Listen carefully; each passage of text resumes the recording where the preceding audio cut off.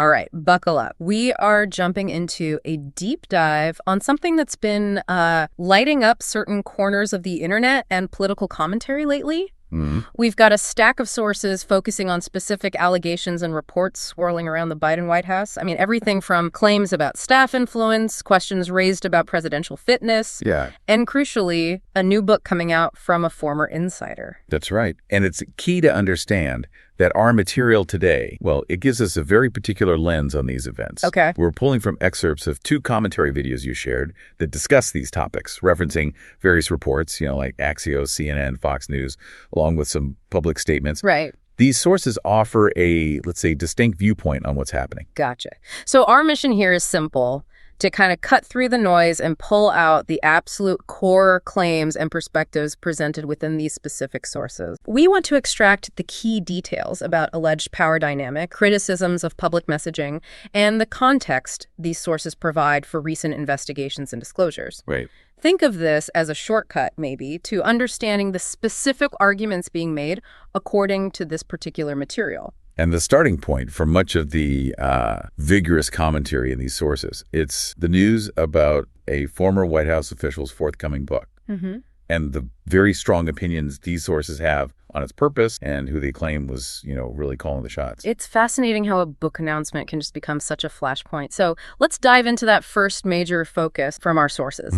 This former insider's book and the reception and interpretation it's receiving within this commentary. Okay. So the sources immediately zero in on the upcoming book by former White House Press Secretary Karine Jean-Pierre. Right. It's titled Independent and scheduled for release on October 21st. And the commentary we reviewed, while it has a particularly sharp take on its purpose, Oh, yeah. they frame it not just as like a memoir, but primarily as a tell-all that, in their view, is meant to reveal a cover-up related to President Biden's mental decline. That's the phrase they use. One source specifically calls this alleged cover-up a monstrous lie. Wow. That they claim the press secretary perpetuated during her time in the White House. It's striking how critical these sources are about the motivation behind the book. Definitely. It's largely dismissed as purely a grift, a money grab driven by a need for relevancy. Right. The argument presented is that someone they see is directly complicit in what one source labels the biggest scandal in U.S. history. Well, they argue she shouldn't be in a position to profit from it. And these sources, they go back through past statements to sort of support their argument about alleged prior dishonesty. They do. They recount instances where they claim she denied reports that White House staff treat the president like a baby, or, when she publicly vouched for his stamina, his wisdom, his overall ability. Yes, and they highlight moments where she, according to these sources, dismissed concerns about his health or fitness after specific public gaffes. Like the French president thing. Yeah, exactly, like the reference to a deceased French president.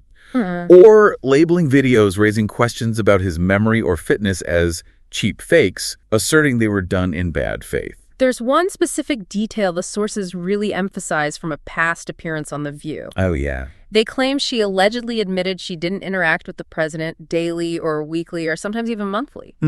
And our sources use this to sharply question how she could then stand at the podium and, assure the public he was completely fine. It's interesting, though, these sources also present Karine Jean-Pierre's own stated reasons for writing the book, as quoted in the material we have. Okay, what are those? She mentions people across the country stopping her to ask, how do we get out of this? How to protect democracy in vulnerable communities? And what do we do next? And the reaction within these sources to those stated reasons is, well, it's exceptionally harsh. Let me guess. They call them delusional, arrogant, and self-aggrandizing pretentiousness. Wow. They question if such encounters with the public actually happen, suggesting it's maybe a fabricated backstory designed to justify what they see as a motive driven by being desperate for attention and a quick buck. So, quite the cynical take there. Yeah. The sources also relay her stated message or theme from the book. Right. She reportedly talks about needing to stop thinking in boxes, think outside of our boxes, not be so partisan, follow my own compass, and a willingness to stand side by side with anyone, regardless of your how you identify politically, as long as they respect the community that I belong to and of vulnerable communities that I respect. Again, the commentary in our sources is just intensely critical of this message. Really? How so? They dismiss it as hypocritic nonsense. They seize on the phrase, follow my own compass, saying that deciding to do so in her mid-40s sounds like an admission of having no principles beforehand. Ouch. And they frame her message about bipartisanship as being narrowly limited by identity politics and specific requirements, basically. You can stand with her as long as you agree with this checklist. So not genuine bipartisanship in their view. Not according to them, no.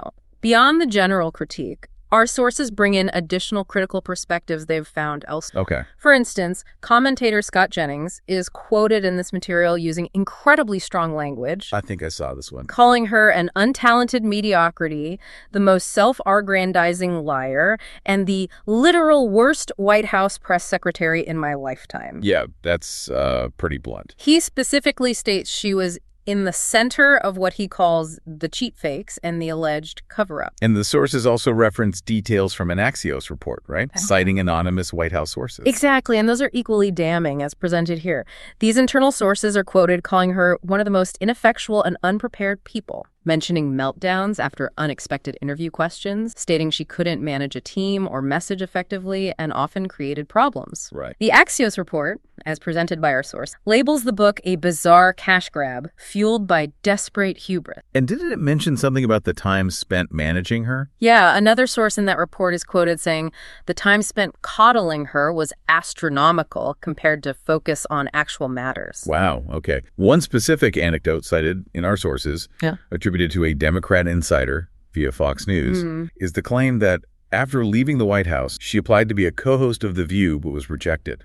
Oh. Our sources present this as, a significant setback or rejection for her. Interesting detail. And wrapping up their take on the book, the sources predict it will ultimately flop. Really? Why is that? Their argument is that Jake Tapper's book already delivered the big shock factor, and she won't offer unique insight, especially since they claim she was a source for Tapper's book herself. Okay. So kind of already covered territory in their view. That seems to be the argument. So when you look at the sheer volume and intensity of the criticism presented in these sources about a former official's book and her public persona, what does this specific, highly critical commentary tell you about the current political landscape? Yeah. And the intense scrutiny former officials face, and maybe how different sides interpret public figures' actions through these predefined political narratives. It's a pretty vivid picture of political polarization, for sure. The knives seem to be out, at least in this commentary space. Definitely seems that way from these sources. Okay, moving from the commentary on the book, our sources shift focus to related allegations about who is allegedly, controlling things behind the scenes. Right. And connect this to some emerging investigations, particularly concerning a detail about an autopen. This is where the sources present what they see as a major revelation, claiming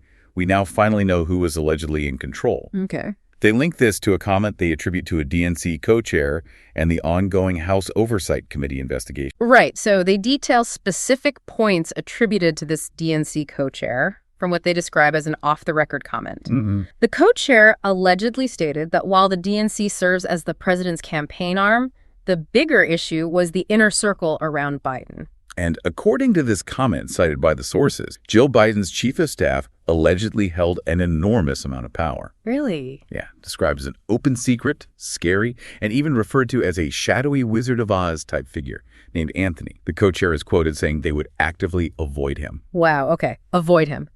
So the sources interpret this particular comment as suggesting that maybe Jill Biden might have been conspiring with her chief of staff to make decisions for the president. That's the interpretation presented in these sources, yes. Suggesting a kind of hidden influence there. There's also speculation woven into this section by the sources, suggesting that the administration's policy agenda potentially originated from the Obamas. Oh, interesting. Why? Based on the sources' perceived view that the Bidens lacked the independent political clout for such an agenda on their own. Just speculation presented in the source, though. Got it. Yeah. Our sources also include a point about perceived corruption within the Democrat Party. All right. Citing the example of Nancy Pelosi's stock trading, as reportedly discussed by the same DNC co-chair. Right, I remember this part. The co-chair is quoted acknowledging Pelosi's stock returns were better than most hedge funds, and members' trades appear suspiciously well-timed. Oh.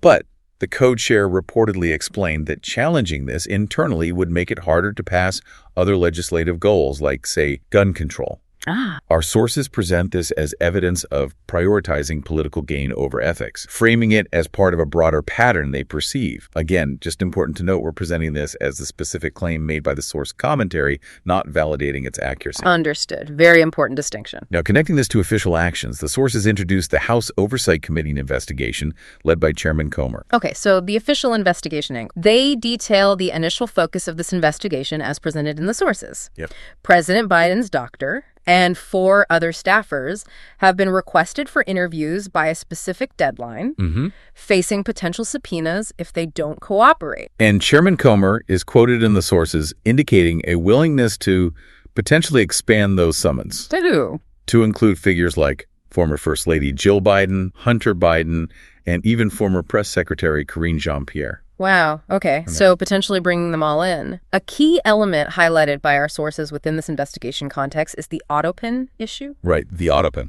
A congressman on the Oversight Committee, quoted in this material, is reportedly focusing on who authorized the use of the autopen and maintaining a clear chain of custody for relevant documents. And the congressman, according to the sources, points out a striking difference. Which is? Pardons specifically for the Biden family allegedly appear to be personally signed by Joe Biden himself, whereas literally thousands of other official documents and pardons appear to be signed using an autopen. Thousands. So the crucial question these sources raise about the autopen use is, well, was President Biden even aware these actions were happening? Right. Did he authorize them? Or were they done solely at the behest of people like Jill Biden's chief of staff, as the sources speculate? Yeah, they challenge whether any evidence exists that he even minimally authorized its use, like a note saying, go ahead and use the autopen for these. Exactly. Adding another layer, the sources also mention rumors circulating, which they specify are unconfirmed. Okay, rumors. That in the weeks leading up to a wave of pardons, top staffers and aides were negotiating quid pro quo in exchange for pardons, allegedly leveraging this autopen capability.